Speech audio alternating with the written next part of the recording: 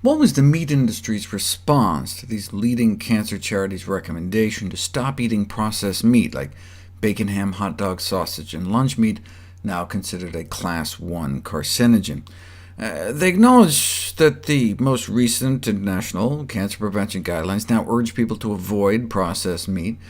It's evident that such a statement represents a clear and present danger for the meat industry, reads one response in the journal Meat Science.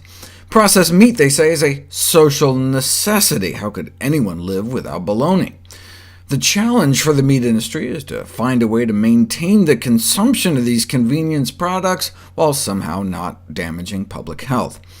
We're still not sure what it is in processed meat that's so carcinogenic, but the most probable educated guess for explaining the damaging effect of processed meats involve heme compounds, along with the nitrosamine and free radical formation, resulting ultimately in carcinogenic DNA damage.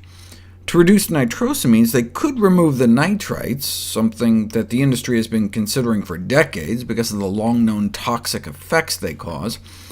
The industry adds them to keep the meat pink. There are evidently other coloring additives available. Nevertheless, it's going to be hard to get their industry to change in view of the positive effects of these substances as preservatives and desirable flavor and red-colored developing ingredients. No one wants green eggs and ham. It's like salt reduction in meat products. They'd like to, but one of the biggest barriers to salt replacement within the meat industry is cost, as salt is one of the cheapest food ingredients available. Now, there's a number of taste enhancers they can inject into the meat that can help compensate for the salt reduction, but some leave a bitter aftertaste, so they can also inject a patented bitter-blocking chemical that can prevent taste nerve stimulation at the same time.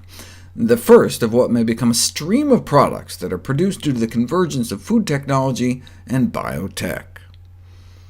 Or they could always try adding non-meat materials to the meat. You could add fiber or resistant starch from beans that have protective effects against cancer. After all, in the United States, dietary fiber is underconsumed by most adults, indicating that fiber fortification in meat products could have health benefits. Failing to note, of course, that their products are one of the reasons the American diet is so deficient in fiber in the first place. The industry is all in favor of reformulating their products to cause less cancer, but obviously any such optimization has to achieve a healthier product without affecting the hedonic aspects. It's important to realize that nutritional and technological quality in the meat industry are inversely related. An improvement in one will lead to a deterioration of the other.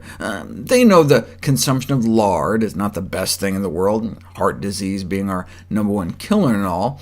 However, those downsides are in sharp contrast to their technological qualities that make them indispensable in the manufacture of meat products. Otherwise, you just don't get the same lard consistency. The pig's fat just doesn't get hard enough, and as a result, a fatty smear upon cutting or slicing can be observed on the cutting surface of the knife. So yeah, less heart disease, but you gotta weigh the pros and cons.